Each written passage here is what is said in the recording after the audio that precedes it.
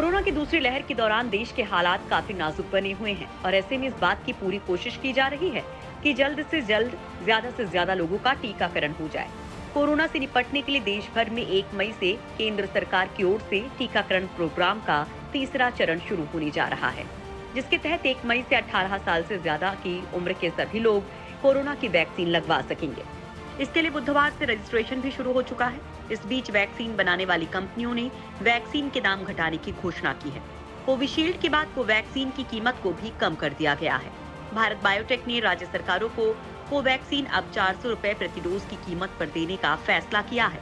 इससे पहले हैदराबाद स्थित भारत बायोटेक ने अपने कोविड टीके कोवैक्सीन की कीमत राज्य सरकारों के लिए 600 रुपए प्रति डोज और प्राइवेट अस्पतालों के लिए 1200 रुपए प्रति डोज तय की थी। लेकिन अब भारत बायोटेक ने कहा कि इस महामारी के गंभीर हालात से हम सभी चिंतित हैं, जिसका सामना भारत कर रहा है।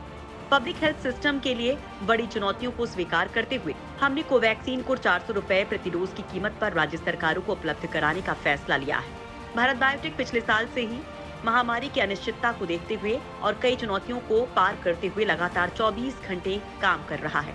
हम भारत के लिए अच्छी से अच्छी वैक्सीन के लिए काम करना चाहते हैं और ये भी चाहते हैं कि हमारा ये प्रयास देश को तेजी से सुधार की ओर ले जाए। इससे पहले सीरम इंस्टीट्यूट ऑफ इंडिया ने कोविशील्ड की कीमतों में 25% तक की कटौती करने का फैसला किया है। सीरम इंस्टीट्यूट ऑफ इंडिया के सीईओ अदार पूनावाला ने बताया कि हमने राज्यों के लिए कोविशील्ड की कीमत को 25% घटाकर 300 रुपए प्रति डोज कर दिया है। ये फैसला तुरंत प्रभाव से लागू हो गया है। सीरम इंस्टीट्यूट की कोविशील्ड को 70% तक प्रभावी बताया गया है, लेकिन ये 90% से भी ज्यादा असरदार हो सकती है। वहीं भारत बायोटेक की कोवैक्सीन को अब तक 78% और कोरोना के गंभीर मरीजों पर 100% तक असरदार बताया जा रहा है। वैक्सीनेशन को रफ्तार देने के लिए उत्तराखंड, ओडिशा, मध्य प्रदेश, हिमाचल प्रदेश, केरल, गोवा, छत्तीसगढ़, केरल, उत्तर प्रदेश, असम, सिक्किम, पश्चिम बंगाल, तमिलनाडु सहित कुछ राज्य सरकारों ने ये घोषणा की है कि इन राज्यों में टीकाकरण मुफ्त में होगा, यानी 18 से 44 साल के बीच के लोगों को कोरोना की वैक्सीन फ्री में लगाई जाएगी। इस बार राज्य सरकारें और प्राइवेट अस्पताल स्वतंत्र रूप से वैक्सीन की खरीद कर सकते हैं। केंद्र सरकार ने 1 मई से वैक्सीन कंपनियों को राज्य सरकारों और निजी अस्पतालों को भी टीके की बिक्री की अनुमति दे दी है। देश में टीके का उत्पादन कर रही कंपनियां 50% टीका केंद्र सरकार को देंगी, तो 50% टीका राज्य सरकारों और निजी अस्पतालों को बेच सकती हैं।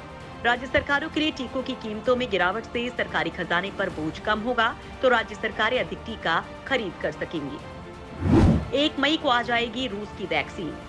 भारत फिलहाल 2 टीके कोविशील्ड और कोवैक्सीन के बल पर कोरोना वायरस के खिलाफ जंग लड़ रहा है, लेकिन 1 मई से देश की ताकत और बढ़ जाएगी। दरअसल 1 मई से रूस में बनी स्पुतनिक वी वैक्सीन की पहली खेप भारत पहुंच जाएगी, जिससे देश के टीकाकरण अभियान को गति मिलेगी। स्पुतनिक वी वैक्सीन को Gamaleya national research institute of epidemiology and microbiology ने विकसित किया है। भारत में इस वैक्सीन की निर्माता कंपनी डॉक्टर रेड्डीज लेबोरेटरीज के मुख्य कार्यकारी अधिकारी सीईओ दीपक सप्रा ने एक इंटरव्यू में कहा कि सीमित मात्रा में स्पुतनिक वी की पहली खेप रूस से आयात की जाएगी। जैसे ही हम सीधे वैक्सीन की सप्लाई करने लगेंगे, रूस से आयात बंद कर दिया जाएगा।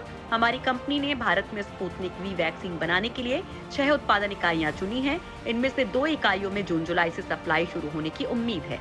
अन्य 2 इकाइयां अगस्त और आखिरी 2 इकाइयां सितंबर-अक्टूबर से सप्लाई शुरू कर सकती हैं।